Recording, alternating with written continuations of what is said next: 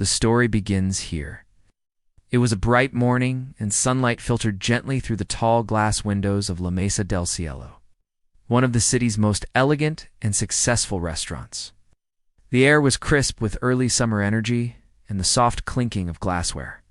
The scent of herbs and the buzz of preparation echoed from the kitchen like a well-rehearsed symphony. Every day felt like a grand event here, but today, something new was brewing, something that would change everything. A young woman, probably in her early 20s, stood just outside the restaurant's side entrance. Her name was Amelia. She held a small brown leather bag close to her side and took a deep breath before stepping in. Her eyes shimmered with a mix of nervousness and determination. This was her first real job as a chef, and not just anywhere, but at one of the top culinary spots in the city. The restaurant manager, stern-looking man in his 40s with perfectly combed hair and a clipboard always in hand, greeted her briefly. "Welcome to La Mesa," he said, eyes barely lifting from his list. "You'll be shadowing 3 of our senior chefs during your trial period, Chef Alina, Chef Marco, and Madame Rosa." Amelia nodded respectfully. Her heart pounded, but her hands were steady. This was her dream: to cook, to create, and to learn from the best. As she entered the kitchen, it felt like stepping into another world. Flames danced under pans, knives clicked rhythmically on chopping boards, and every corner pulsed with urgency. The 3 chefs introduced to her stood in their stations like masters of their domain. Chef Alina was a sharp-eyed woman in her early 30s, cold and calculated, known for her strictness and perfectionism. Chef Marco was loud, arrogant, and flamboyant, always boasting about his international experience and expensive tastes. And then there was Madame Rosa, a quiet, elderly lady with silver hair tied neatly in a bun. She didn't speak much, but when she cooked, it was like watching a pianist perform a silent symphony. Her dishes were always simple, yet deeply flavorful, crafted with wisdom, not ego. Amelia noticed something quickly. Lena and Marco were always exchanging sarcastic glances whenever Rosa was mentioned. Sometimes they laughed under their breath when Rosa presented her dishes. Other times they openly dismissed her suggestions. Over the next few days, Amelia quietly observed the tension grow. Rosa was kind to everyone, never complaining, always working harder than she should have. But the other 2 chefs seemed to treat her as if she were a nuisance, someone they wanted gone. One afternoon, Amelia caught them in the act. It was just before the restaurant's busy dinner rush. Rosa had prepared her signature mushroom biscuit dish customers loved. As soon as she stepped away to take a phone call, Marco walked over and dumped an alarming amount of salt into the pot. Alina stood nearby with folded arms, smirking. "This should be fun," Marco whispered. Amelia froze. Her instincts screamed to stop him, but she was new, powerless. The bisque was served that evening as usual. Within 15 minutes, chaos broke out in the dining room. "I can't eat this. What is this garbage? It's too salty. This is inedible." A wave of complaints flooded in. Several customers walked out in disgust, leaving half-eaten meals behind. The manager stormed into the kitchen, eyes blazing. He pointed directly at Rosa. "Do you have any idea how much we lost today? You've been here long enough to know better? One more mistake like this and you're out." Rosa stood there stunned, the words hitting her like a slap. Her wrinkled hands trembled as she looked at the pot, realizing what had happened but not how. The manager, seething, shoved a bowl of the ruined soup toward her. "Eat it," he demanded. "If it's so good, go on, finish it." Rosa's lips quivered as she lifted the spoon. Slowly, tearfully, she forced herself to swallow each salty bite. The kitchen was dead silent, except for Alina and Marco, who watched from the corner, satisfied with their silent victory. Amelia couldn't take it anymore. She stepped forward and gently wrapped her arms around Rosa. The old woman stiffened, then collapsed into her embrace, sobbing softly. "You're too kind to me," Rosa whispered. "Why do you always help me?" Amelia looked her in the eyes and smiled faintly, because when I was a kid, people used to treat me the same way. Bullies everywhere, and I always wished someone had stood up for me. I guess now it's my turn. The moment hung heavy, delicate, but the peace didn't last. Later that week, another incident struck like lightning. Rosa was walking through the kitchen carrying a tray of wine glasses, perfectly arranged, ready for the VIP table outside. As she passed by the prep table, Alina subtly extended her foot. Time slowed. Rosa stumbled forward. The tray tipped. Glasses shattered across the floor like exploding stars. Wine splashed onto the floor and walls. Gasps filled the kitchen. Amelia rushed over to help, but before she could even speak, the manager came storming in. "That's it. I've had it with you," he roared.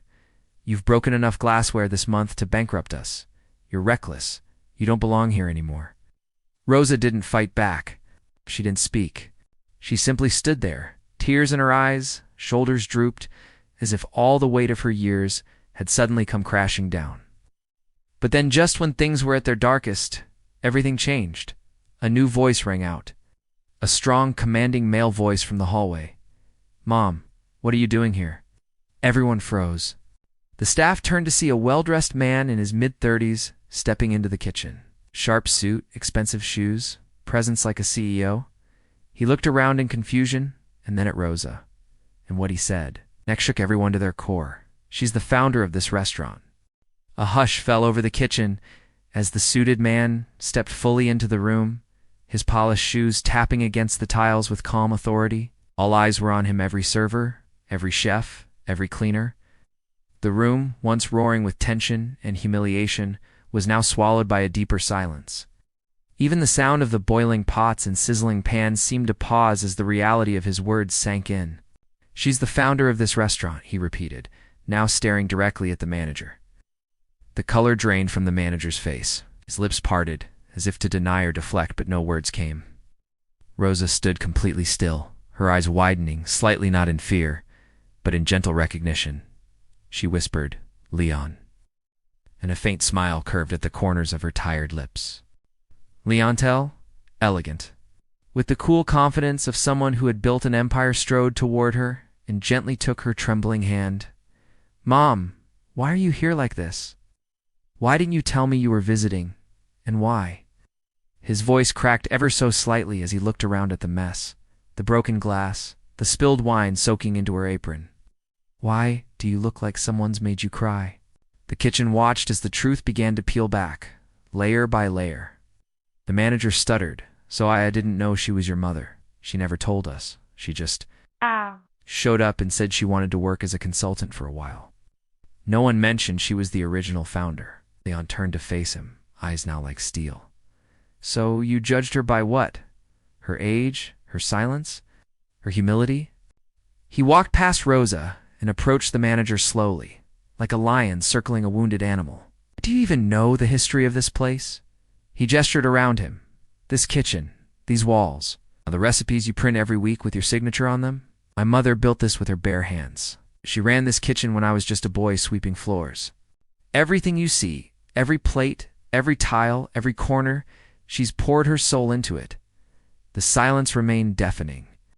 Rosa, still composed, despite the tears that had dried on her cheeks, stepped forward.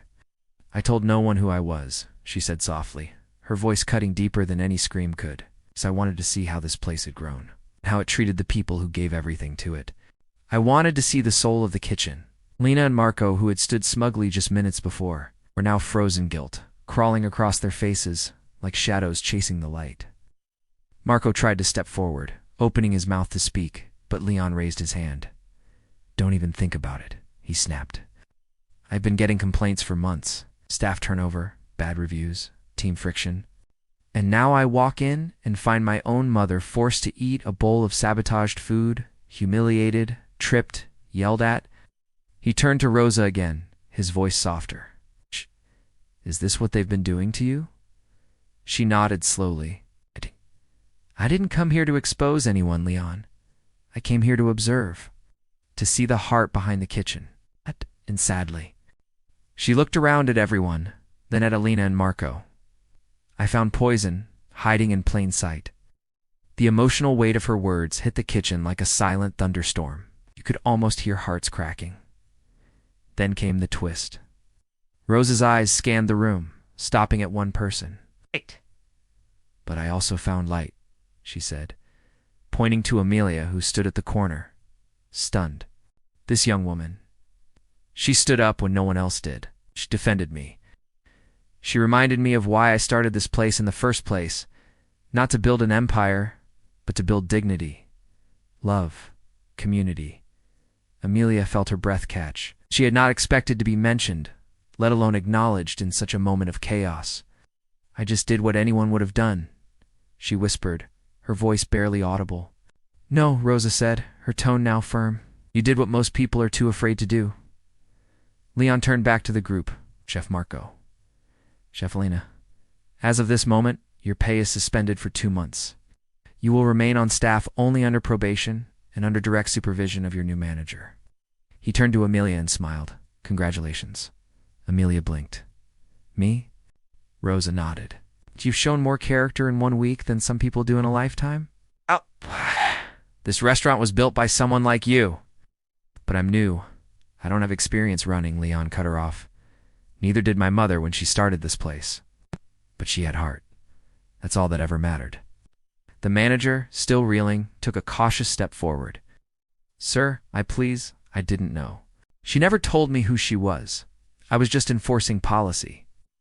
You're fired," Leon said coldly. The words echoed like a judge's final verdict in a courtroom.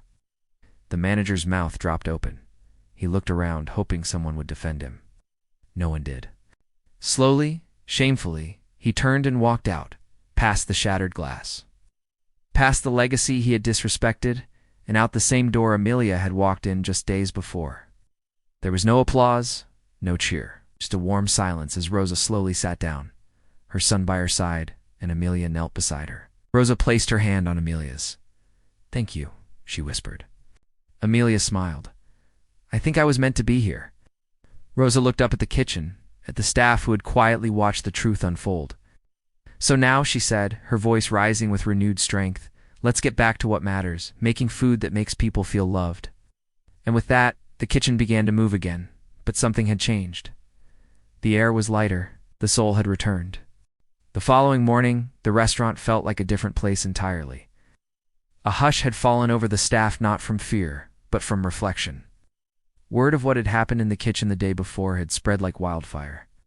Staff whispered in corners, servers eyed Amelia curiously, and the sous chefs adjusted their behavior with newfound respect. Change was in the air, not just in title or leadership, but in the very tone of the place. Amelia arrived early. She always did. But today, she didn't come as the new girl. She came as the new manager, title that still felt foreign to her lips, like a borrowed coat that didn't quite fit yet. She stood outside the glass doors for a long moment before entering, exhaling slowly, gathering herself. Inside, the kitchen buzzed more quietly than usual. The tension between the chefs had given way to silence. A cautious silence like a storm had passed, but no one was sure if it would return. She walked into the kitchen where Madame Rosa sat sipping tea in the staff corner, her aged hands wrapped around a small porcelain cup. Amelia approached, unsure of what to say now that the hierarchy had shifted so dramatically overnight. "Good morning," she said gently.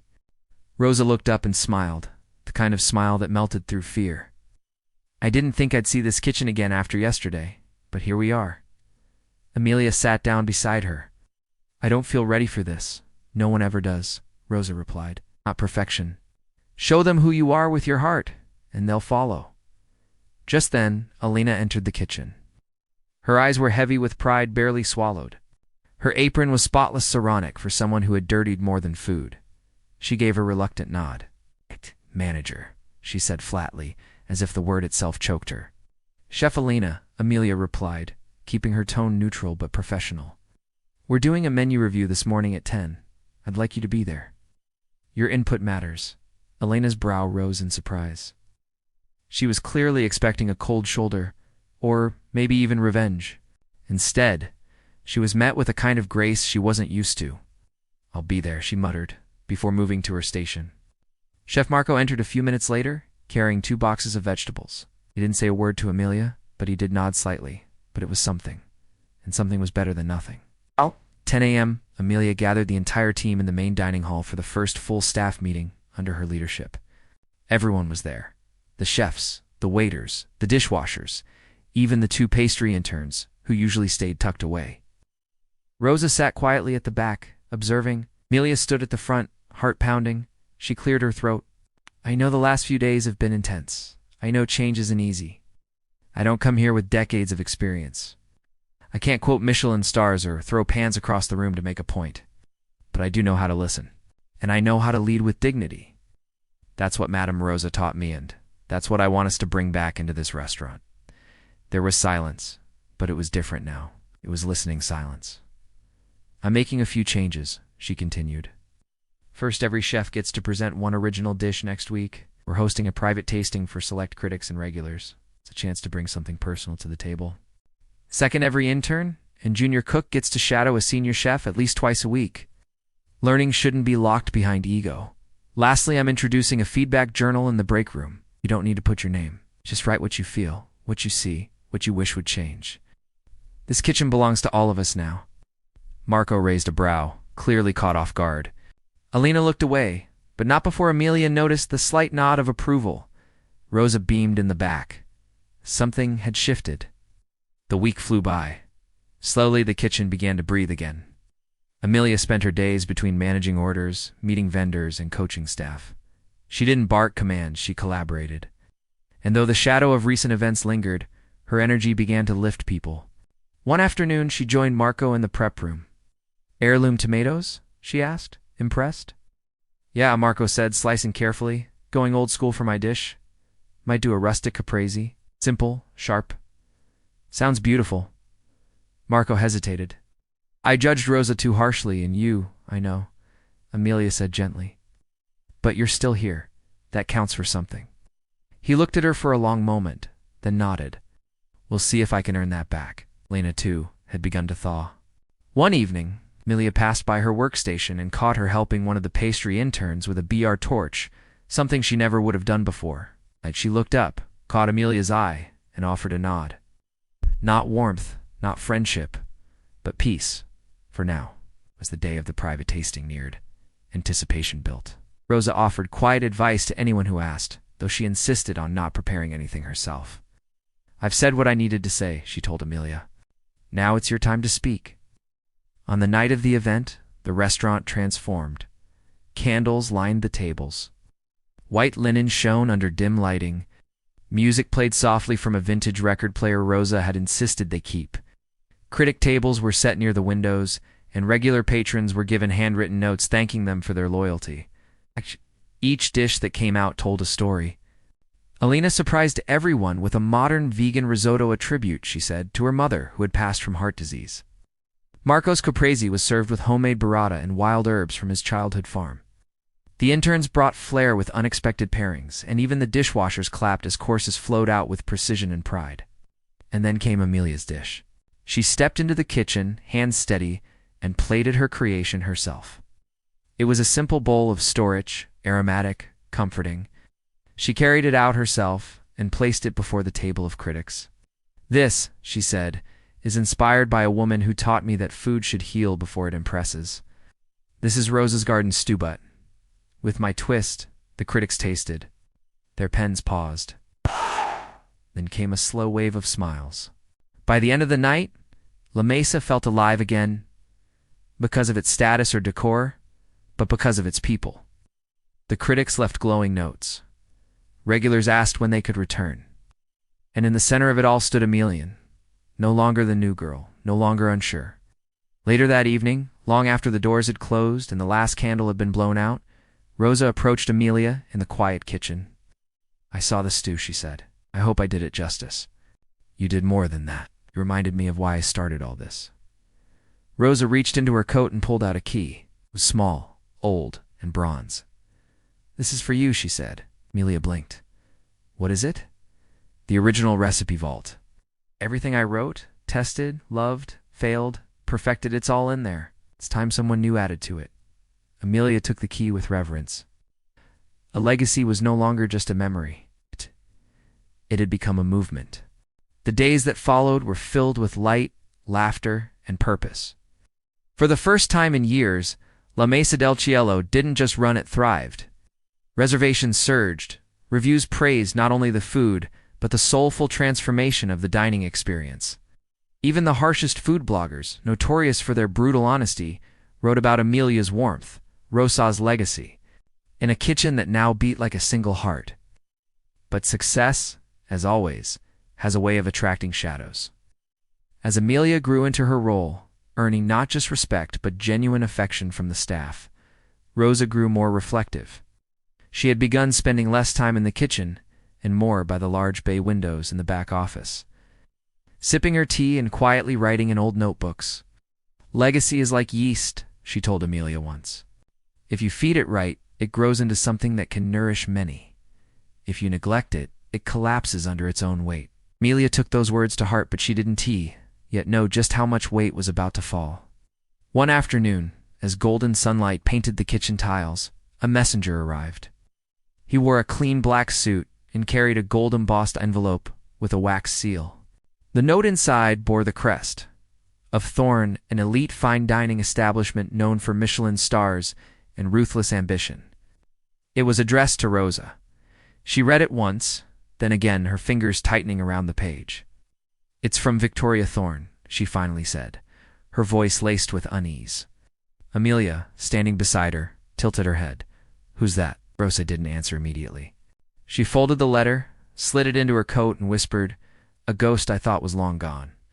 That night, over soft music and a bottle of deep red wine, Rosa finally spoke of Victoria.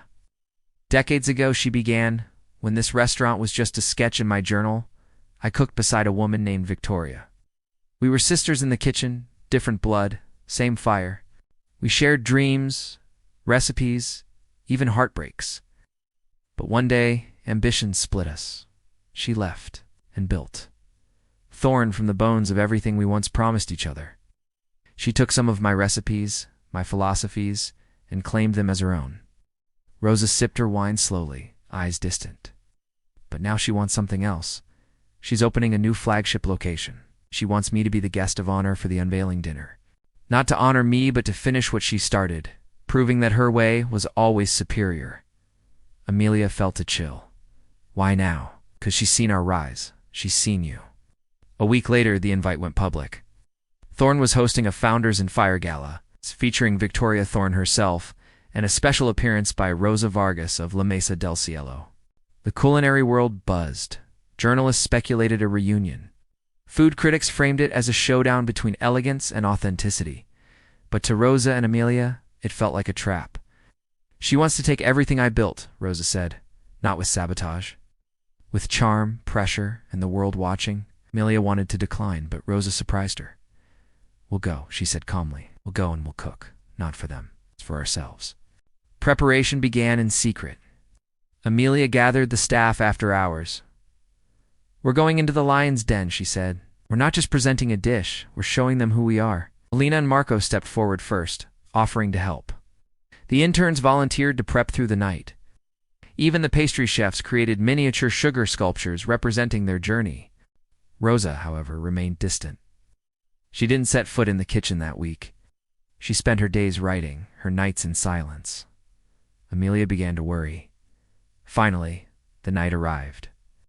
The gala was hosted at a rooftop garden overlooking the city's skyline, lavish, opulent, dripping with gold and white orchids. Cameras flashed, celebrity chefs mingled, fashion photographers circled like vultures. Then came Victoria Thorn. She stepped out of a black car in a crimson gown, her silver hair wrapped in a sculpted bun. Every inch of her presence commanded attention. She greeted guests with charm, kissed cheeks, and whispered poison disguised as poetry. When Rosa arrived, modest dress, simple heels, no makeup, the crowd grew quiet. Victoria smiled like a predator. "My dear Rosa," she said, embracing her, "still dressing like you cook with honesty." Inside, the kitchens were divided. Each restaurant had its own station. Amelia led her team with precision and grace. They plated their chosen dish, Earth and Echo, a humble stew with foraged mushrooms, heirloom carrots, and a smoked broth poured tableside. It was a tribute to Rosa's roots, with Amelia's fire laced throughout. When the judges arrived, there was no performance, no ego, just flavor. Victoria's team, by contrast, served glass garden, an avant-garde display of crystallized beets, edible petals, and molecular foam. The crowd swooned. Photos flew across social media. It was art cold, dazzling, distant. It came the final moment. The vote. Were invited to place a gold coin in the vessel of the chef they believed had moved them most. The vases stood side by side, one marked Thorn, the other La Mesa del Cielo.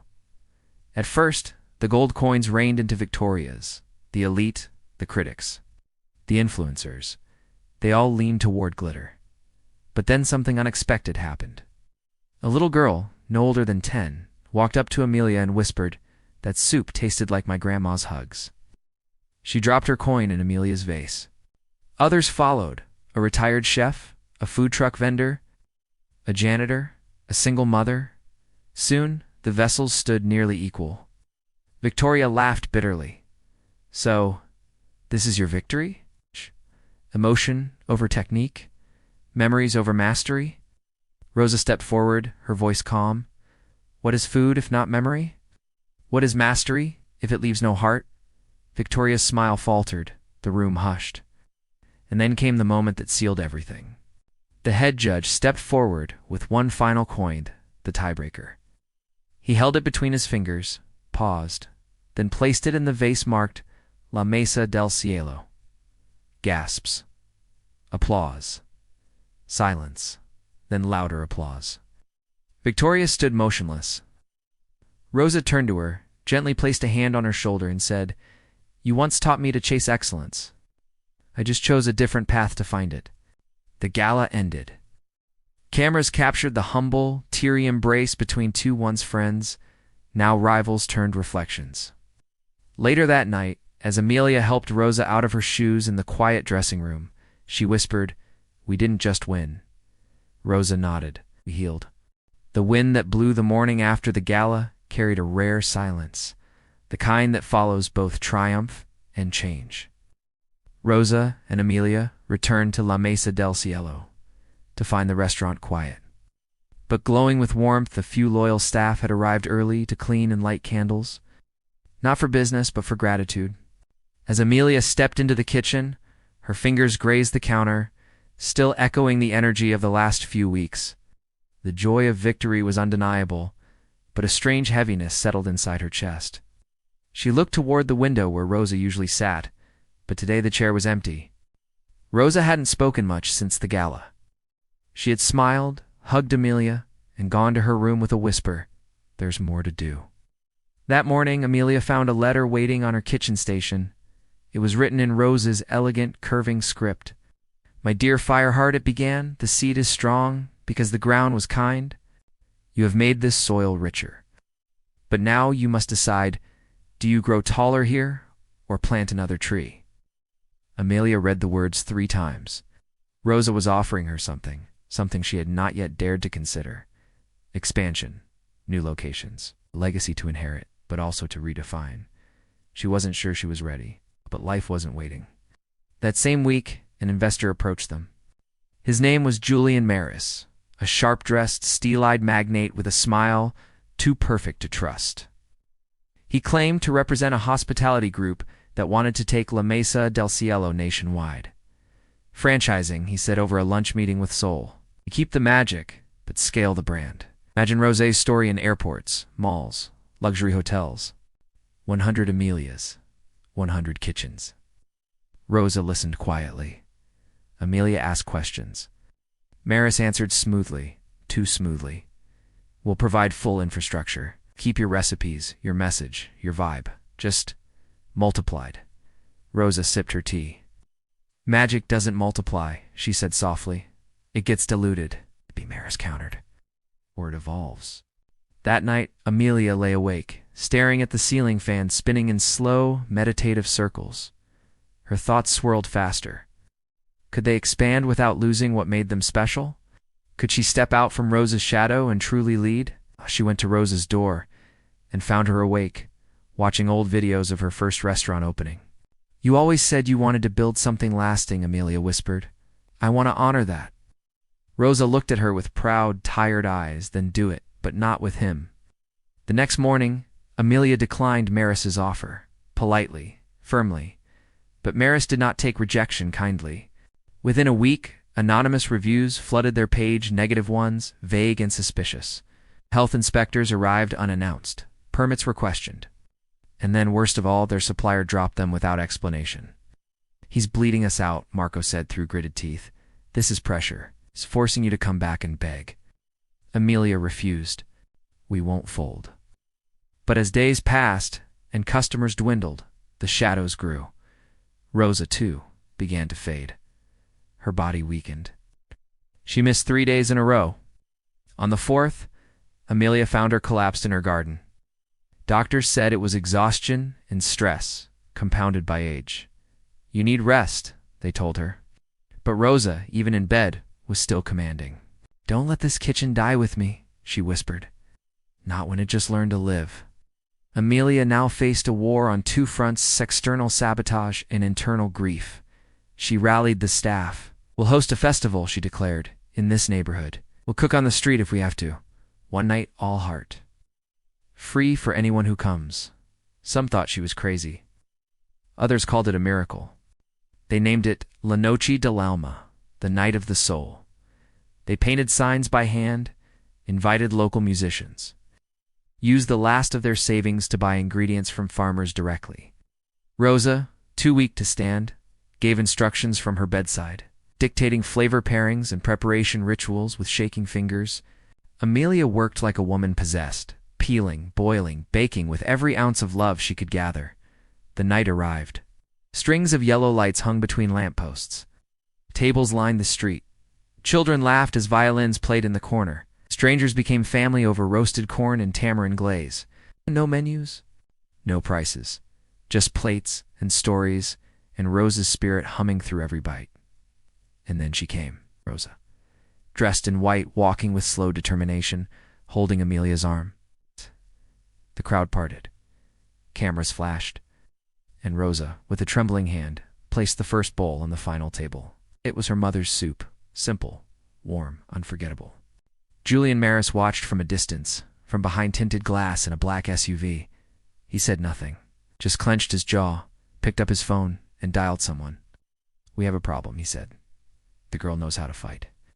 But inside that street, beneath that sky, Amelia wasn't thinking about rivals. She was thinking about fire, about roots, about legacy and flavor. She turned to Rosa, whose eyes were wet with silent tears, and whispered, You planted a tree. I'll grow the forest. And somewhere in that night, as strangers hugged, lovers danced, and food stitched souls together, the real empire began, not made of walls or branches, but of people who remembered how food could feel. The morning after La Noche del Alma, sunlight spilled across the street like a blessing, golden and calm, as if the city itself had paused to breathe in what had happened the night before. Newspaper headlines celebrated it as a cultural phenomenon, the Soul Kitchen, one paper called it. Dear Amelia, the celebration was short-lived. Rosa didn't wake up that morning. She had simply slipped into a deep sleep and never opened her eyes. The doctor said her body had finally given in, peacefully, with a faint smile on her face. Amelia sat beside her for hours, not crying, not moving, just holding her hand and whispering, Thank you, Mama Rosa. Thank you for seeing me. The restaurant closed for 3 days. The team grieved to gather Marco, Eliza, the servers, the dishwashers, even a few old staff who returned after hearing the news. Rosa's will was simple. Amelia would inherit full control of La Mesa del Cielo and its brand. But that legacy came with weight. The investors circled again like vultures, smelling transition. Julian Maris offered condolences and then slid a new proposal across her desk, one masked in velvet words and subtle threats. Now that she's gone, he said, you'll need strength to keep it all alive. I can offer that. Resources, protection, stability. Amelia's eyes locked with his. In your leash, she said. No, thank you. But Maris wasn't alone anymore. Unbeknownst to Amelia, one of her own had turned Carlos. The assistant manager Rosa had once taken in as a troubled teen had met with Maris behind her back, promised a leadership position, a cut of future branches, and a shining future far from Amelia's idealistic small-mindedness. He fed Maris intel, business decisions, payroll struggles, staff complaints, and then, one Friday evening, Carlos acted. He misrouted a bank transfer meant for supplier payments, filed false expenses. By Monday, the restaurant's account was drained. The staff panicked. Orders were delayed. Customers returned to find a half-stocked kitchen. Amelia, thinking it a bank error, tried to fix it quietly until Rosa's attorney called. "Did you authorize a new board vote?" "Carlos has submitted papers to form an oversight committee. Says you're emotionally unstable after Rosa's death." The betrayal hit like cold steel in her chest. That night, Amelia didn't go home. She stayed in the kitchen long after the lights went off, scrubbing dishes, chopping onions with trembling hands. Marco found her at 2 a.m. staring at Rosa's old chef knife. "I trusted him," she whispered. She trusted him. Marco placed a gentle hand on her shoulder. "That's what fire does. It warms, but it also reveals what can't take the heat." Amelia turned to him, her face firming. "Then we bring the heat." She called an emergency staff meeting. Stood before them without Rosa, without armor. "You all know what this place is, what she built. And you know what it could become if it falls into the wrong hands? I need to know, are you with me, or are you looking for the exits?" One by one, they nodded. Marco, Eliza, even shy little Mateo. The 17-year-old dishwasher Rosa had mentored last year, the soul of La Mesa del Cielo was still alive, pulsing in them. Ow. But now, they needed to fight smarter. They began rebuilding with nothing. Amelia negotiated with small local farmers who trusted Rosa's name. Marco sold his motorcycle to fund 1 week's ingredients. Elisa worked double shifts for no pay. In secret, they created La Cosaha pop-up project, where they took the kitchen on the road, hosting underground dinners in gardens, art galleries, and abandoned train stations. No address, just whispers. Word of mouth exploded. Influencers called it the Rebel Kitchen, a culinary uprising. While Maris chased permits and paperwork, Amelia built fire with flavor and word of mouth. They didn't just feed people, they told Rosa's story, and their own, with every plate. But Carlos wasn't done. One night, he broke into the main restaurant, trashed the kitchen, left graffiti that read, "Dreamers die broke." Security footage caught him. Amelia had him arrested. When she visited him in holding, he looked hollow. "You were never Rosa," he spat. "You think you can carry all this on love? You're naive. Maris is the future." She looked him in the eye. If love built it, love can protect it. She returned to the restaurant the next day to find a package waiting. Inside, Rosa's original recipe book, worn and stained, with a note in Rosa's voice. "When they come for you, feed them truth." Amelia smiled through her tears.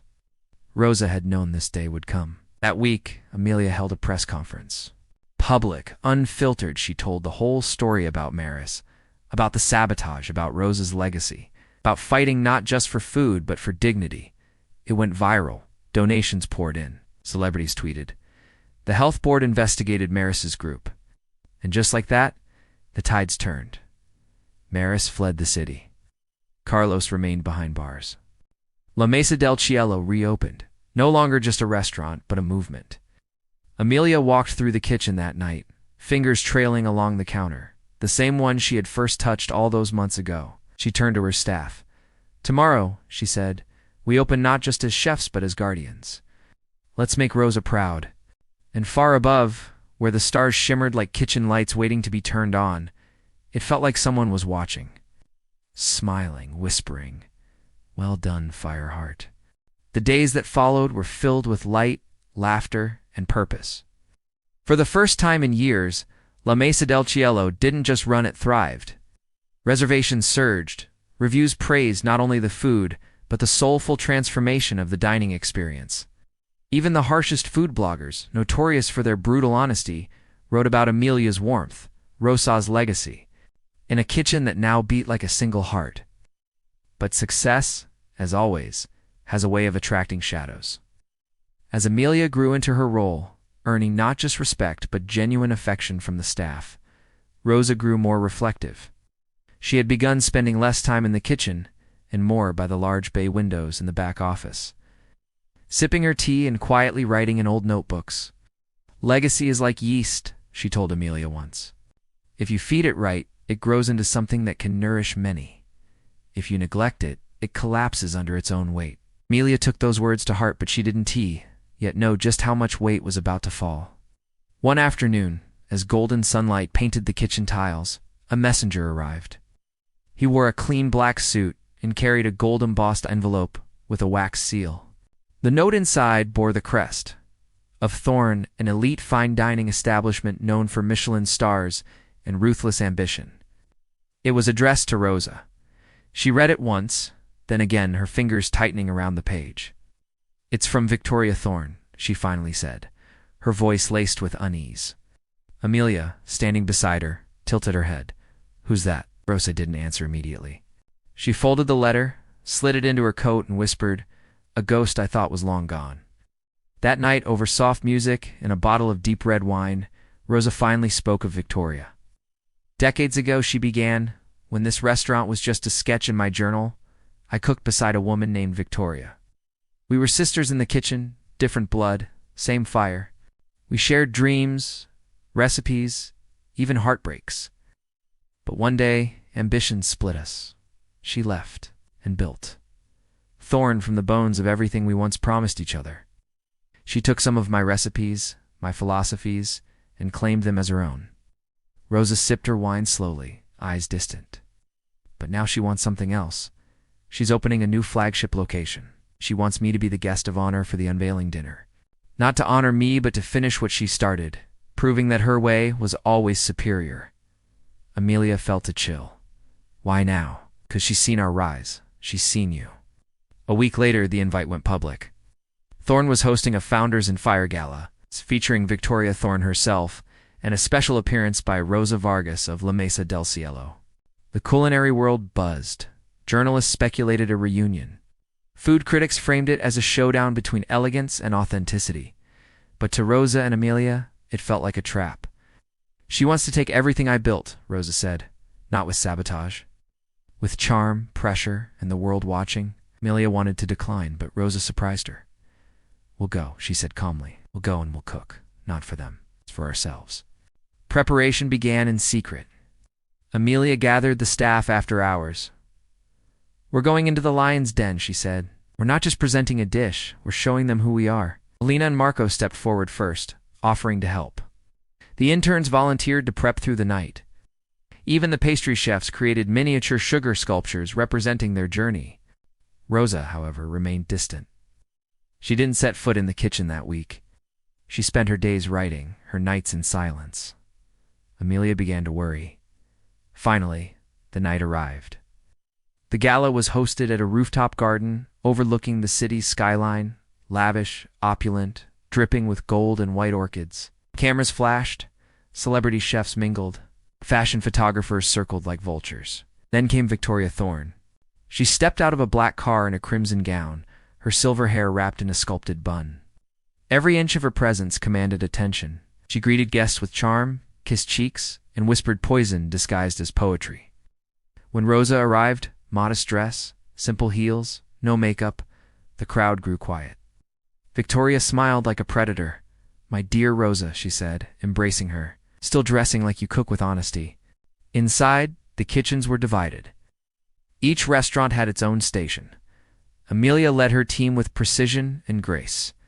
They plated their chosen dish, Earth and Echo, a humble stew with foraged mushrooms, heirloom carrots, and a smoked broth poured tableside. It was a tribute to Rosa's roots, with Amelia's fire laced throughout. When the judges arrived, there was no performance, no ego, just flavor. Victoria's team, by contrast, served glass garden, an avant-garde display of crystallized beets, edible petals, and molecular foam. The crowd swooned. Photos flew across social media. It was art cold, dazzling, distant. It came the final moment. The vote. Were invited to place a gold coin in the vessel of the chef they believed had moved them most. The vases stood side by side. One marked Thorn, the other La Mesa del Cielo. At first, the gold coins rained into Victoria's, the elite, the critics, the influencers. They all leaned toward glitter. But then something unexpected happened. A little girl, no older than 10, walked up to Amelia and whispered, "That soup tasted like my grandma's hugs." She dropped her coin in Amelia's vase.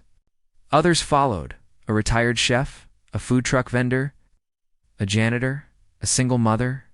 Soon, the vessels stood nearly equal. Victoria laughed bitterly. "So, this is your victory? Emotion over technique? Memories over mastery?"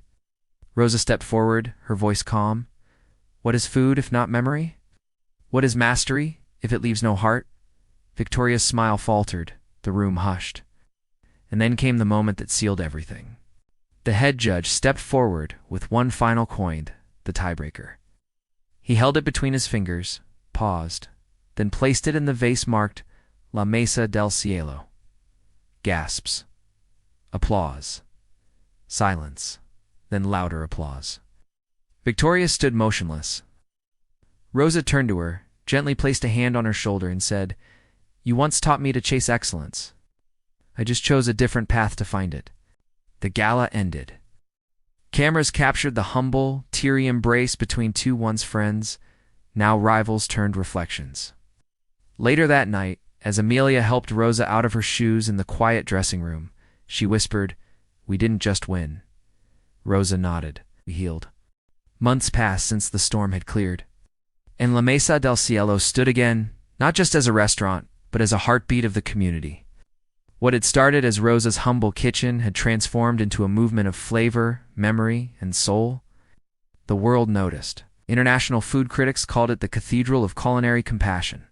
Invitations poured in from Tokyo, Paris, Dubai, and New York each city, offering Amelia a chance to open new branches. But Amelia stood at a crossroads. The question now was not just what to build, but what to protect. In the soft silence of Rosé's old office, Amelia sat alone one night, Rosé's diary in her lap. There, between handwritten recipes and old wine stains, she found an unopened envelope labeled, When You're Ready to Lead. Inside was a letter. Mi querida Amelia, it began. You were always meant for more, but more must never become too much. This place, our Foodite, isn't about numbers or growth. It's about presence. Every meal is a story, every guest a soul. If you must grow, grow in people, grow in truth, grow in fire. Tears spilled silently as Amelia read. That was Rosa's final recipe, one of soul. But not all believed in her vision.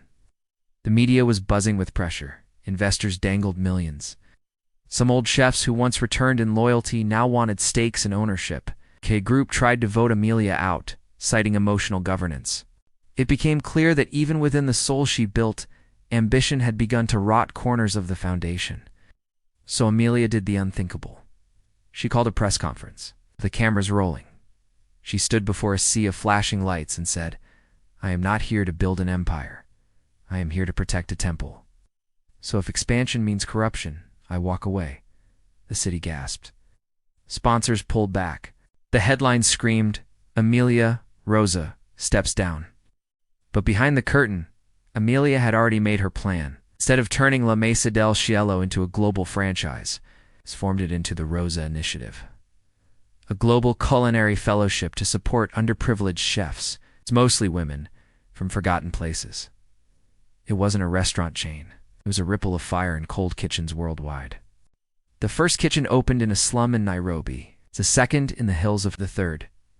In a war-torn village near Aleppo, rebuilt brick by brick with local hands. Each one had a wooden sign, hand-carved in Rosa's script. Feed with love. Cook with memory. Back home, Amelia trained her final team. She gave Marco the executive kitchen. Lissa became culinary director. Mateo, now 19, launched a mentorship program. One night, the restaurant lit up with Rosa's favorite lights, golden strings like stars. It was the 10th anniversary of Amelia's arrival. Everyone gathered. Glasses clinked. Music played. But before the final toast, Amelia stepped out alone to the rooftop. Holding Rosa's last knife, the one no one else was allowed to touch, she held it high, as if saluting the night sky. And then a whisper. You did well, Fireheart. She didn't turn. She didn't need to. She felt Rosa there, in the wind, in the stars, in the warmth of the kitchen flames below. Everything had come full circle. She returned to the hall, raised her glass, and smiled through soft tears. This place was never mine, she said. It was always yours. All of yours. Keep it burning. Keep it true. The crowd roared. The oven roared. The story ended not in silence, but in fire. The end. A story of fire, food, and found family.